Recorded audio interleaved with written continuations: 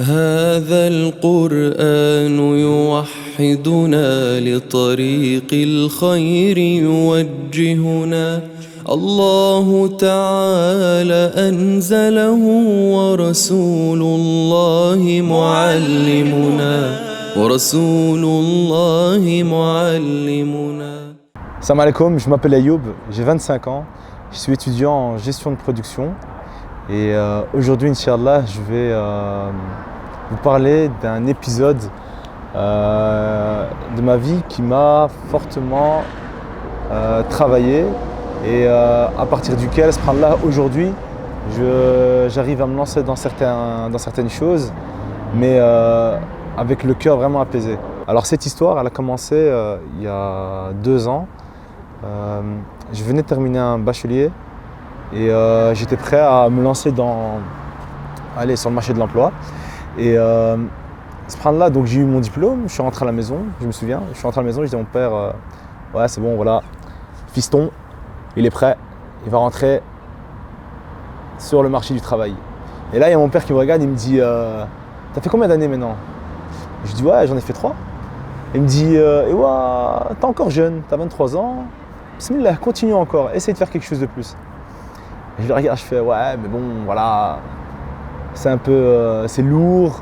Je venais de sortir d'une session assez chargée, voilà quoi, c'est un peu barbant. Et donc, ce que j'ai fait moi, c'est j'en ai profité cette année-là pour partir en vacances. J'étais parti aux États-Unis, je me souviens, et j'étais parti pour 1 mois. Et pendant ce voyage, là, j'ai bien réfléchi. Et je crois même pendant le voyage, je faisais des petites recherches pour savoir quel débouché il y avait moyen de suivre, quelle filière il y avait moyen de suivre après mes études là. Je suis revenu, enfin j'ai trouvé des petites pistes, je suis revenu et j'ai vu qu'il y avait des études qui étaient possibles pour continuer, mais à 65 bornes de Bruxelles. Et je me suis dit khair, Inch'Allah, donc je suis revenu, je me souviens j'étais déclassé du fuseau horaire, enfin avec le jet lag j'étais loin, et j'ai décidé le lendemain directement de taper 65 bornes et d'aller directement à l'école et essayer de m'inscrire. Donc j'arrive au secrétariat, je vois la prof et je lui dis bonjour, je viens pour m'inscrire dans cette section-là, je voulais savoir ce que c'est possible. Et la secrétaire elle me regarde comme ça, elle me dit ok. Écoutez, ça fait 2 semaines que les cours ont repris, vous êtes en retard et vous n'êtes pas sans savoir que ce sont des études où il faut limite une espèce de contrat de travail à mi-temps en même temps que vos études et que vous avez 6 semaines pour trouver et signer un contrat de travail. Et je la regarde, je lui dis ok. Et maintenant, si je vais quand même me lancer dedans, comment ça se passe? Elle me dit, écoutez, je vais en parler avec le directeur de la filière, de la section, et je reviens vers vous. Je lui dis, ok, parfait, on fait comme ça. Donc, moi, je rentre chez moi, je vais chez ma mère et mon père, je leur fais, écoutez, voilà ce qu'il en est. J'ai décidé de continuer mes études, et je vois que c'est un peu tendu, parce que quand on commence l'année, on a 6 semaines pour trouver un contrat. Moi, je suis venu 2 semaines en retard, donc il me reste plus que 4 semaines. Et je suis en début de semaine et on m'a même pas encore validé mon inscription. Et ma mère, elle me regarde comme ça, elle me fait Smer, écoute mon fils, c'est simple. وَمَنْ يَتَّقِ اللَّهِ يَجْعَلْ لَهُ مَخْرَجًا. Tente et ça va marcher. Inch'Allah, توكل على الله et ça va marcher. Et j'ai fait ok, de toute façon, voilà, on va voir ce que ça va donner. Et donc, subhanallah, je me souviens, donc ça c'est lundi. Il me reste 4 semaines, donc vous voyez ça, allez, il reste 4 semaines avant la deadline. Mardi matin, on m'appelle, on me dit bonjour monsieur Ayoub, voilà, je suis, on est content, donc le lendemain je reçois un appel, c'est bonjour Ayoub, voilà, on a parlé avec le directeur et on est prêt à vous inscrire, voilà, on vous envoie la liste des documents à ramener pour votre inscription. Je reçois la liste et je vois qu'il faut que je repasse dans toutes les anciennes écoles dans lesquelles j'étais pour ramasser énormément de bulletins, de relevés de notes, tous des diplômes, etc. Et quand je suis parti faire tout le tour, j'ai ramassé tous ces documents en 2 jours. Donc on est déjà à la moitié de la première semaine. Et je vais avec les documents. Donc le 4e jour, donc jeudi, je m'inscris et on me dit, voilà, Merci pour... Voilà, c'est bon, votre inscription est valide. Venez demain, vous pouvez commencer dès demain les cours. Donc c'est la fin de semaine. Je vais au cours le lendemain et je trouve que l'horaire, en fait, je rencontre les autres élèves et j'avais que 2 heures de cours avec eux, donc j'avais même pas eu l'occasion d'échanger avec eux pour savoir où ce qu'ils en étaient, etc. Donc je rentre chez moi, j'explique la situation à mes parents, je leur dis voilà, écoutez, ça devient tendu là. Il y a 3 semaines qui sont passées, il me reste 3 semaines pour trouver un boulot. Et mes parents ils me disent écoute, Toukal Allah, lance-toi, commence à chercher dès maintenant. Perds pas le temps, t'as le week-end, commence déjà à tracer. Donc je commence à faire tout ce qui est lettre de motivation, mon CV, je commence à balancer un petit peu à droite à gauche et j'attends. Et je commence à faire un petit peu de salat istikhara, j'essaie de suivre un petit peu les conseils de ma mère, etc. Et donc lundi, je repars au cours. Et lundi, je vois les autres élèves qui me racontent qu'eux-mêmes ils sont en train de galérer et qu'il leur reste eux aussi 3 semaines et que c'est un peu tendu. Et voilà, et donc je commence à sentir le stress. Je me dis, punaise, j'ai 3 semaines de retard. Je me dis tout, c'est mort. C'est mort. Je rentre à la maison et j'explique à ma mère, allez, ça s'est passé comment? Lundi, je parle à ma mère, elle me dit, faut que t'inquiète, patiente, sbar. Mardi, mercredi, jeudi, je reçois 2 réponses pour mes candidatures et c'est 2 réponses négatives. Et là, je prends un gros coup de froid et je me dis, ouais, c'est bon, on va commencer à laisser tomber. Il ne reste plus que 2 semaines, c'est mort. Et donc la 4e semaine passe, il ne reste plus que 2 semaines. Et le début de la 4e semaine, je reçois un mail qui me dit, voilà monsieur, je reçois 2 mails qui me disent, voilà, on donne suite à votre demande de stage et voilà, on vous attend. Et il y a un qui me dit on vous attend le vendredi, donc la fin de la 4e semaine, enfin de la dernière semaine, quoi, de l'avant-dernière semaine. Et l'autre c'est le lundi, le lundi de la dernière semaine, quoi. Donc le lundi de la 6e semaine et le premier stage c'était le vendredi de la 5e semaine. Donc je vais chez mes parents, je leur dis voilà, ultimatum, c'est vendredi et lundi. Après, je suis obligé d'aller me désinscrire parce qu'ils vont me désinscrire automatiquement. Et donc je vais vendredi, je me prépare et tout. J'ai rendez-vous à 16h. Je rentre et je vois la personne, la secrétaire. Je lui dis voilà, bonjour, j'ai rendez-vous avec Madame Attel. Elle me dit ok, veuillez patienter, il est 16h. J'ai rendez-vous à 16h, donc j'arrive à 16h moins 10.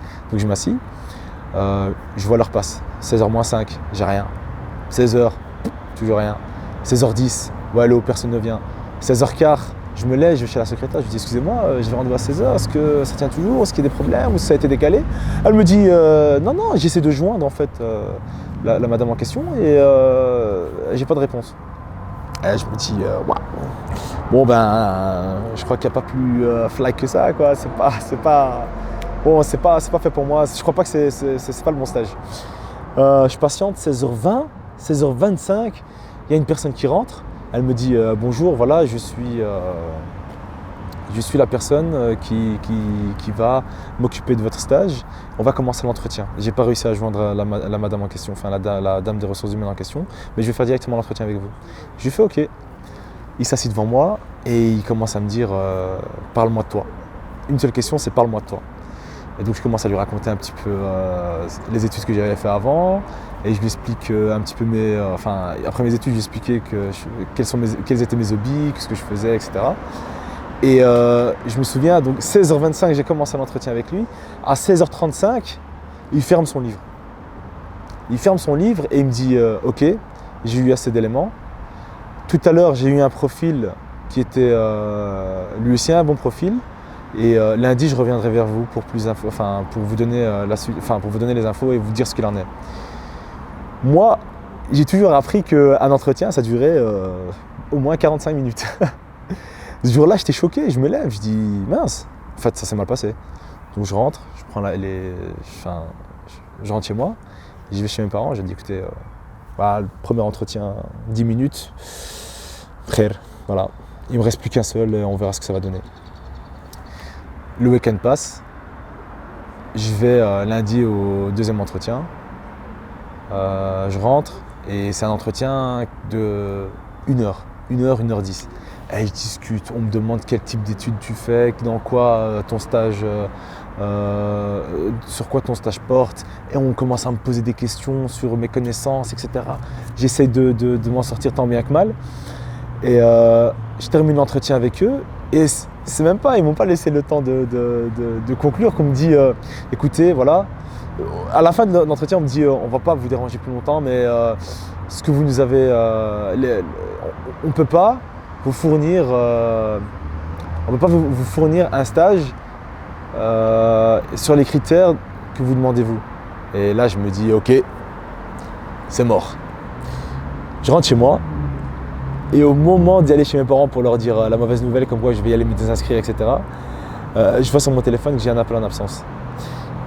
Je prends le téléphone, je rappelle, j'écoute la boîte à messages et je vois en fait que c'est la personne avec qui j'ai discuté le vendredi à l'entretien qui me rappelle et qui me dit voilà monsieur, nous vous acceptons pour votre stage, on vous attend incessamment sous peu pour que vous puissiez signer les documents. Et ça, c'était une joie, subhanallah, explosive. Je suis rentré à la maison, j'ai attrapé mon père et ma mère, j'ai fait écouter, c'est un truc de dingue. Ça fait 4 semaines que je suis en train de faire une course contre la montre.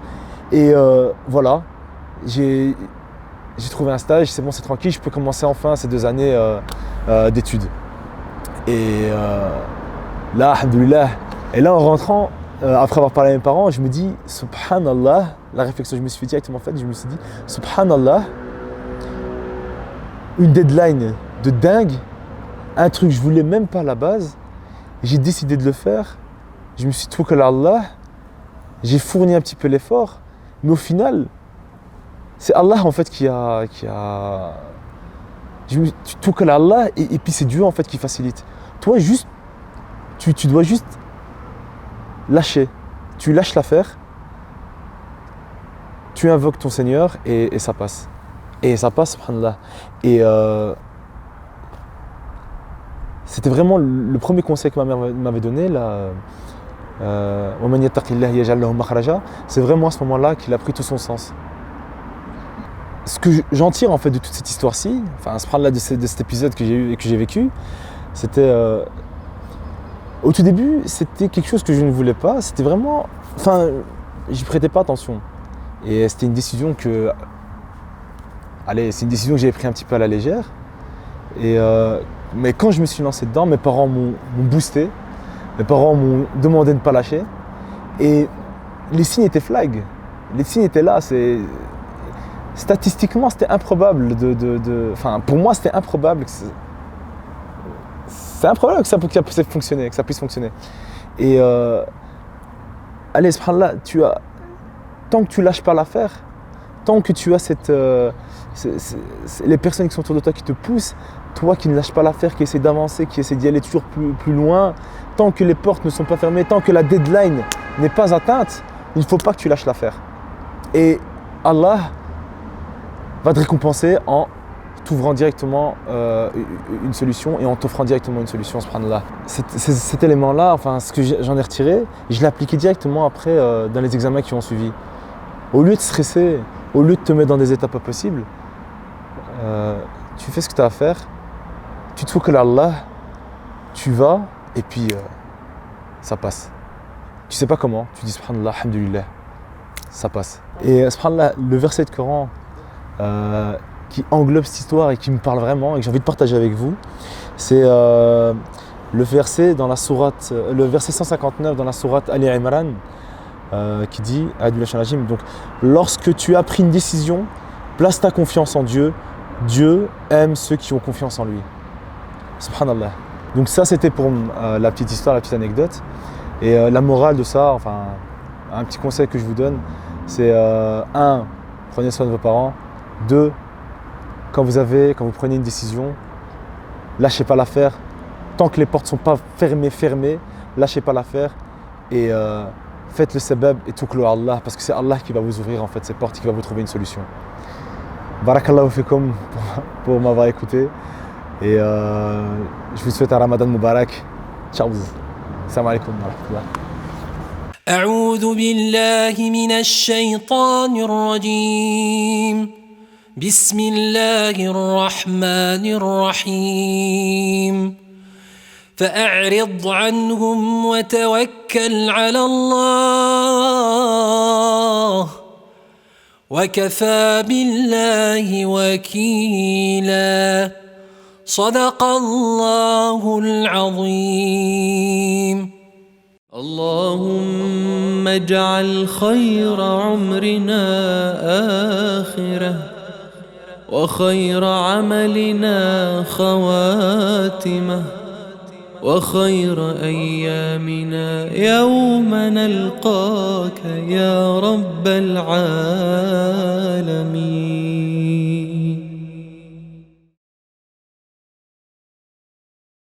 Donc, ce qui s'est passé, c'est que j'avais deux collègues qui avaient signé le contrat avant moi. En fait, ils se sont mis d'accord tous les deux pour se dire que la troisième personne qui va venir, donc moi, elle aura l'obligation de venir travailler le samedi. Donc ils ont fait ça en sous-marin, donc je n'avais pas connaissance de ça jusqu'à ce qu'ils me le disent. Donc en fait ce qui s'est passé, c'est que quand je suis arrivé, donc la direction m'ont dit en fait vous avez une obligation entre guillemets de venir travailler le samedi. Par contre, vous avez le choix de choisir soit une matinée, soit une après-midi dans la semaine où vous êtes libre, subhanallah. Donc moi je suis venu avec voilà, cette intention de vouloir faire la prière. Et Allah subhanahu wa ta'ala, il a fait le plan pour moi en réalité.